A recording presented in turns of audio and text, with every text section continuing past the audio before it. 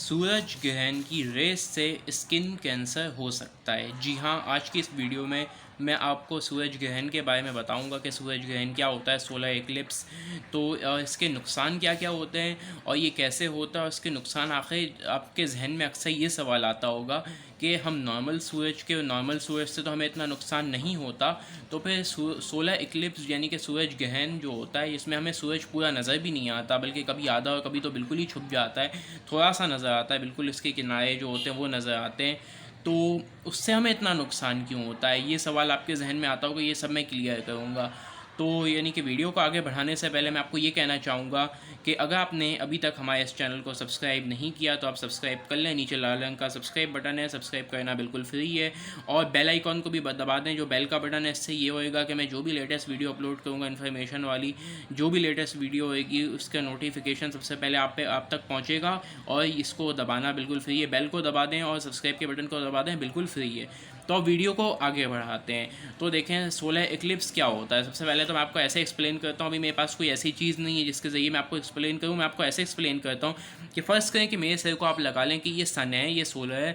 और ये जो फ़र्ज़ करें कि अगर मैं एक मुक्का बना लूँ तो इसको आप कहेंगे कि ये हो सकता है, इसको आप चाँद कह लें। और जो कैमरा है या जो आपके पास नज़र आ रहा है, ये समझ लें ऐसा सीन है जैसा आप दुनिया से देखेंगे इसको। तो इसको कुछ ऐसा बना के दिखाना पड़ेगा ताकि आपको पता चले। तो अब देखें आप, अब इसमें आप देखेंगे कि मेरे मुंह के सामने फ़र्ज़ का चाँद आया हुआ है, मतलब सूरज के सामने चाँद आया हुआ है। क्योंकि दुनिया के गिर्द चाँद घूमता है, तो अब ये घूमते घूमते मेरे सामने आ गया और इस वजह से अंधेरा हो गया। तो अब यहाँ पे अंधेरा हो गया। अब ये देख रहे हैं आप, क्योंकि चाँद का साइज़ जो चाँद का साइज़ है वो सूरज से छोटा है और सूरज साइज़ में बहुत बड़ा है, मगर सूरज थोड़ा सा दूर है। यानी कि सूरज चाँद के मुकाबले ज़मीन से काफ़ी दूर है, थोड़ा दूर नहीं, बहुत ज़्यादा दूर है। तो जो सूरज और चाँद कुछ इस तरह नज़र आएंगे कि चाँद आ तो गया है लेकिन किनारों से थोड़ा थोड़ा वो नज़र आ रहा है। मतलब देखें, मेरे से किनारों से नज़र आ रहा है, यानी कि सूरज जो है उसके किनारे नहीं छुपे, किनारों से नज़र आ रहा है। अब मेरे मुंह से जो भी लाइट निकल के इस पे जाएगी, ये जो चाँद है, ये जो यानी कि सूरज से निकल के जो भी लाइट इस चाँद के ऊपर जाएगी, वो उसके होते हुए किनारों से होते हुए तेज़ किस्म की चमकती हुई नज़र आएगी, किनारों से तेज़ चमकती हुई नज़र आएगी। तो जो वो उसके ऊपर से गुजर के, मतलब कि आपको समझ तो आ गया होगा। जैसे कि मैं आपको ऐसे बना के समझाता हूँ। फ़र्ज़ करें ये बड़ा सूरज है ऐसे ही, और यहाँ पे चाँद है छोटा सा, और यहाँ पे फिर आगे दुनिया है। तो अब यहाँ से लाइट निकल के जब चाँद से टकराती है ना, तो चाँद के किनारों से होते हुए चाँद एक तरह का ख़ास किस्म का लेंस टाइप का काम करता है। दरअसल लेंस से थोड़ा सा डिफरेंट होता है। तो वो जो किनारों पर लाइट जमती, तो यूँ कुछ वेव्स कुछ इस तरह हो जाती हैं। देखिए बीच में कोई चीज़ आ गई ना, फ़र्ज़ करें ऐसे रेज़ आके यूँ गुजरी, तो उसके ऊपर से होके किनारे पे जब गोल सर्कल बनता है, मतलब तो वो शुआएँ जो हैं वो सारी एक जगह पे किनारे में तेज़ किस्म की जमा हो जाती हैं। जो कोने कोने में तेज़ किस्म की लाइट जमा हो जाती है। और जब वो तेज़ लाइट जमा हो जाती है और वहाँ से जो लाइट आती हुई दुनिया तक नज़र आती है, तो जब भी हमारी कोई किसी बंदे की आंख उसको देखेगी तो उसका रेटिना जल सकता है। मतलब उसके अंदर जो आंख के अंदर एक काला बॉल जो होता है, जो बिल्कुल छोटा सा बारीक सा होता है, ये जो आपको नज़र आ रहा होगा बिल्कुल, अगर मैं इसको करीब से दिखाऊँ, और तो ये जो बिल्कुल बारीक सा जो होता है अंदर आपको नज़र आ रहा होगा, इसके अंदर जो जिस तरीके से हमारी तस्वीर बनती है वो, तो ये अंदर से जल जाता है। इस वजह से वो इंसान अंधा भी हो सकता है। और अब इसके बारे में बात करते हैं कि इसकी रेस से कैंसर कैसे हो सकता है। देखें, अगर कोई तेज़ किस्म की सारी रेज़ एक जगह पे जमा करके मारी जाए, तो इंसान के जो बॉडी सेल होते हैं, वैसे तो अभी भी अल्लाह ताला ने हमारी ज़मीन के ऊपर हमें ओज़ोन की लेयर दी है, हमारी जो ओज़ोन लेयर है। तो अब लेकिन अब इंसानों ने जो दुनिया में काम किए, मतलब इंसानों ने फैक्ट्रियाँ लगाई, काफ़ी कुछ किए, एक्सपेरिमेंट किए, बहुत कुछ, पता नहीं क्या कुछ किया। और एसी की जो गैस होती है, सुनने में आता है कि ये भी नुकसानदेह होती है। और भी बहुत सारे ऐसे केमिकल होते हैं जो ज़मीन में से हमने निकाले, यानी कि ज़मीन के अंदर से। तो वो जो अल्लाह की बनाई वो ओज़ोन लेयर थी, हमने उसके समझ लें कि हमने कुदरती काम में दखल अंदाज़ी करी। मतलब कि हमने ज़मीन से जो चीज़ मिक्स हुई हुई थी वो नुकसान नहीं दे रही थी, हमने उसको ख़ास तरीके से, अलग तरीके से हमने निकाला। और जब इस तरीके से निकाला तो हमने उसको, जब धुआं वो आसमान में गया, धुआं मुख्तलिफ़ चीज़ों का, कार्बन डाइऑक्साइड और पता नहीं क्या कुछ, तो इन सब चीज़ों ने जाके, जब भी कोई धुआं या कोई गैस गुजरती थी, ओज़ोन लेयर को डैमेज करती थी। ओज़ोन जो होती है ऑक्सीजन की ख़ास किस्म है, तो उससे ये डैमेज हो गई। जब वो गैस आकर टकराई, उससे वो डैमेज हो गई ओज़ोन की लेयर।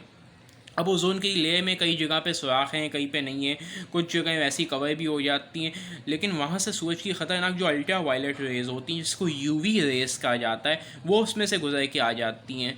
तो नॉर्मल हालात में भी अगर कोई इंसान बहुत ज़्यादा धूप में रहता है तो उसको ख़तरा हो जाता है, नॉर्मल इंसान के मुकाबले उसको स्किन कैंसर का ज़्यादा ख़तरा हो जाता है। अब मैं अगर स्किन कैंसर के ऊपर बात करूँ, स्किन कैंसर की भी डिफरेंट टाइप्स हो सकती हैं, मतलब, लेकिन हम ज़्यादा डिटेल में नहीं जाएंगे, हम बस ये जानेंगे कि इससे क्या नुकसान होता है। तो जैसे कि कोई भी शुआएँ, कोई इंसान है फ़र्ज़ कर, उसकी स्किन इतनी सेंसिटिव होती है, तो अब कोई शुआ तेज़ किस्म की सूरज ग्रहण में, क्योंकि तेज़, जैसे मैंने आपको बताया कि शुआएँ जो होती हैं वो कितनी तेज़ होके आ रही होती हैं, सारी शुआएँ किनारों पे जमा हो जाती हैं, वो तेज़ होके आ रही होती हैं।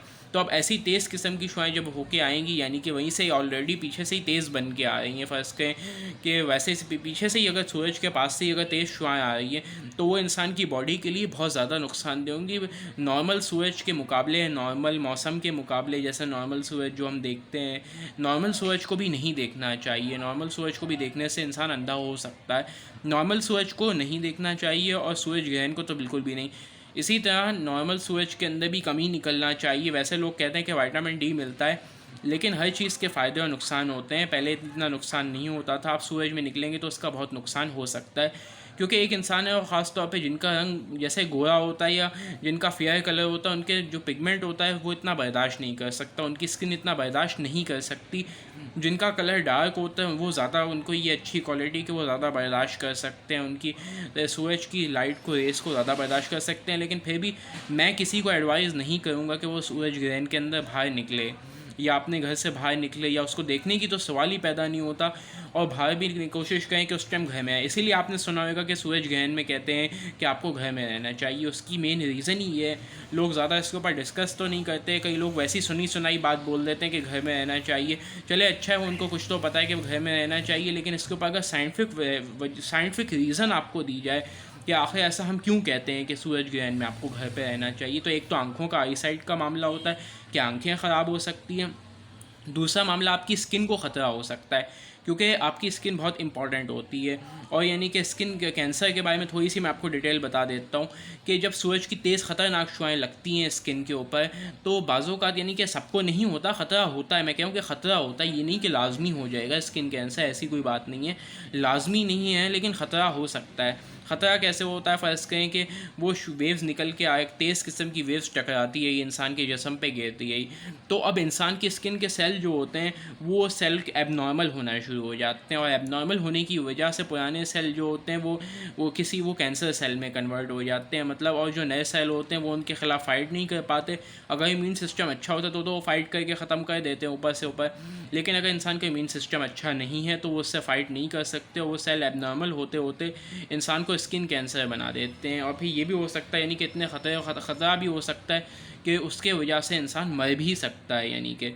तो ऐसे मौके पे इससे अच्छा ये है कि इतने सारे रिस्क लेने से अच्छा ये कि इंसान घर में रहे और सुकून से है उस टाइम में। जैसा कि हर जगह पे आपको अपना टाइम सर्च करना है, कोई फ़िक्स टाइम नहीं है, हर जगह का अपना अपना टाइम होता है। और मैं कहता हूँ कि जो टाइम आपको सूरज ग्रहण का मिलता है उससे 1 घंटे पहले आपको घर में होना है। जब सूरज ग्रहण ख़त्म हो उसके भी 1-2 घंटे के बाद आप बाहर निकलें तो बेटर है, क्योंकि देखें थोड़ा बहुत ऊपर नीचे हो जाता है, हमारी टेक्नोलॉजी इतनी एडवांस है, वो सब कुछ अपनी जगह, लेकिन फिर भी एरर तो आ सकता है ना किसी भी जगह में। अब एरर की तो जिम्मेदारी नहीं होती है ना, थोड़ा बहुत ऊपर नीचे का एरर तो अगर आ गया तो उस वजह से आप अपनी आप को क्यों रेस में डाल रहे हैं। तो इससे अच्छा ये कि जो टाइम आपको मिले, यानी कि जो आपको टाइम बताया जाए, या आप इंटरनेट पर सर्च करें, अपने एरिए का नाम लिखें।